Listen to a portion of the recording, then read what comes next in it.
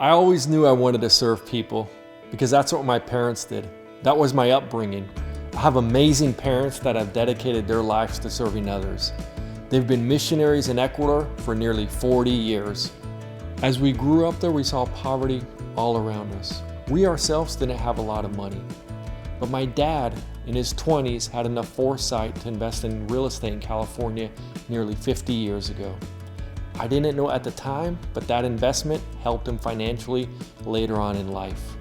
And even though I did have some limitations around money growing up, I felt inspired by the example my parents gave serving others. When I went off to college, I didn't know what I wanted to do. I just knew that I wanted to help people's lives. I think because I was fascinated with the success my father had with investing, that's the reason I became a financial advisor. I also wanted to experience the joy of helping and serving others, just like my parents did. Glen is such a hard worker. He's always looking for the next thing, for the next thing to do, for the next goal to reach, for the next person to hire, for how to make his business better, how to serve his clients better. It's always something like that with him, so it's always kind of an adventure with Glen. He's a good dad, a good friend, a good husband, and a great role model to our kids. He's the type of guy that gets joy out of helping others. For the first 10 years of my career, I worked for a big global company that everyone would recognize the name of.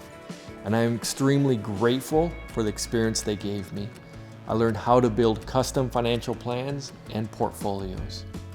But over time, I realized a few things.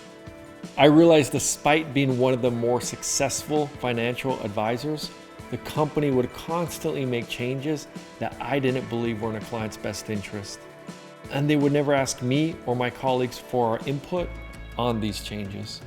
The other thing I realized is they would constantly cut our pay dramatically. And the only way to make the pay back would be to sell more and more products, oftentimes products that the client didn't even need.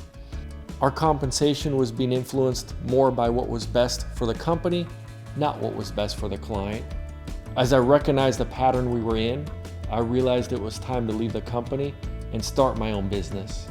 I always wanted to carry on my parents' tradition of serving others.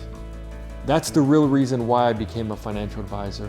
It has given me the opportunity to help others build their financial goals.